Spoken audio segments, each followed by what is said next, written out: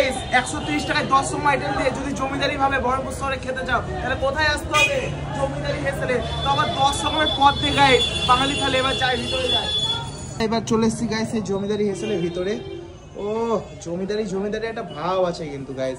অ্যাম্বিয়েন্সটা দেখো তোমরা, সে মনে হচ্ছে অরিজিনালি আমি জমিদার। এই অ্যাম্বিয়েন্সটা তোমরা দেখে নাও, অ্যাম্বিয়েন্সটা দেখে বুঝতেই পারছো কতটা সুন্দর ভিতরটা। তো গাইস এটা হচ্ছে সেই জমিদারি হেসেলের 130 টাকায় যে বাঙালি আলমপনা থালি। তো দেখতে পাচ্ছ 10 রকম আইটেম আছে।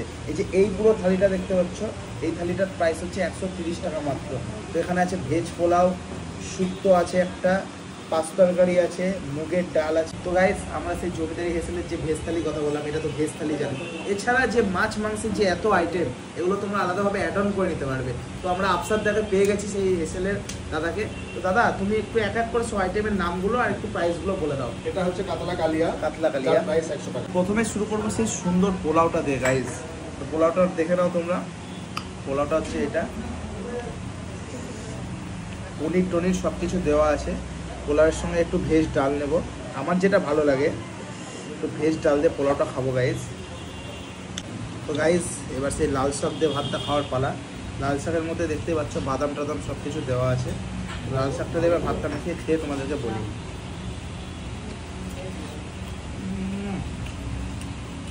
অসাম রসুন পেঁয়াজের যে। তো গাইস এটা হচ্ছে এখানকার শুক্তোটা এবার একটু ভাতের মধ্যে নিই গাইস।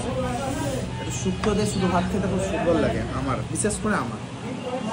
তো এই বাইকটা হচ্ছে পুরো রাজকীয় বাইকটা দেখে নেন। তো গাইস এটা হচ্ছে সেই সোনা মুগ ডাল, সেন্টাই প্রমাণ।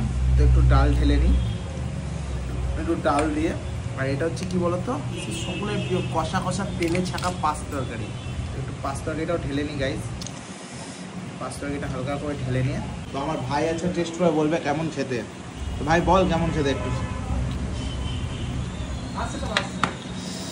মাছটা নিয়ে নিল ভাই। দেখতে হচ্ছে মাছের ভেতরটা পুরো ফ্রেশ, পুরো ভালো মাছ। তো তাহলে খাওয়া দাওয়া তো শেষ গাইস। তো লাস্ট পাতে চাটনি না খেলে কিসের বাঙালি আমি। একটু চাটনিটা এবার খেয়ে তোমাদেরকে বলবো। দেখতে পাচ্ছ সেই আমড়ার চাটনি।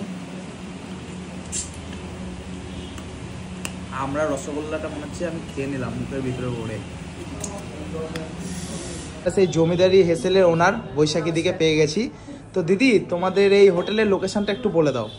আমাদের হোটেলের লোকেশন আছে Baharampur bus stand, Shivam hotel আছে, শিবম হোটেলের একদম নিচে আমাদের জমিদারি হেসেল। আর আরেকটা লোকেশন বলে দিচ্ছি,